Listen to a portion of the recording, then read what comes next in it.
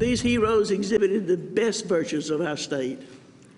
They were selfless, brave, dedicated, determined, and in the end, willing to sacrifice their lives for all.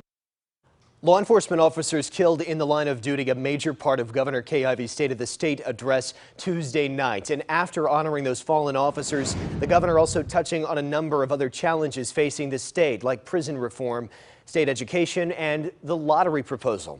Our Rashad Hudson was the only reporter to sit down with the governor after her address to speak about the year to come. During our sit-down interview with the governor, she talked about her plans for education and prison reform. The state ranks at the bottom when it comes to education, and they're facing a federal lawsuit over the prison system. The governor's study group on criminal justice policy is sending recommendations on prison reform to the legislature, and it's already being met with division. Why not call a special session to fix these issues once and for all? That's not off the table yet. We may have to have a special session to do that. But right now, we're making progress. The governor says next year when she delivers the State of the State, she hopes there will be a significant update to the prison crisis. I hope we'll have at least one new building coming up out of the ground that will be rehabilitation for inmates, not warehouses. Where does the governor stand on a state lottery? Just a lot of questions that just voting blindly on a lottery. Well, I think it'll bring in so much. I think it'll bring in, well, thinking is not enough. We've got to have some data.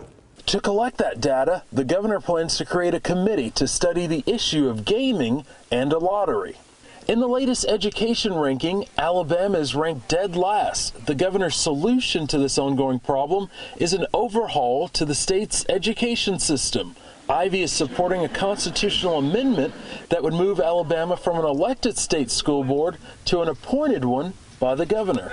Does this put more of the burden on the governor's office, on you? If the system changes and we don't see any changes, we don't move from dead last, does this put the blame on? That's conjecture.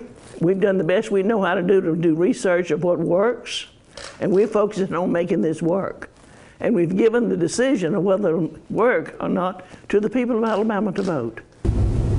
And the Amendment 1 that you heard the governor talk about will be on the March 3rd ballot for voters. Reporting in Montgomery, Rashad Hudson, CBS 42 News, local coverage you can count on. Rashad, thanks. You can watch the governor's full 2020 State of the State address right now at CBS42.com.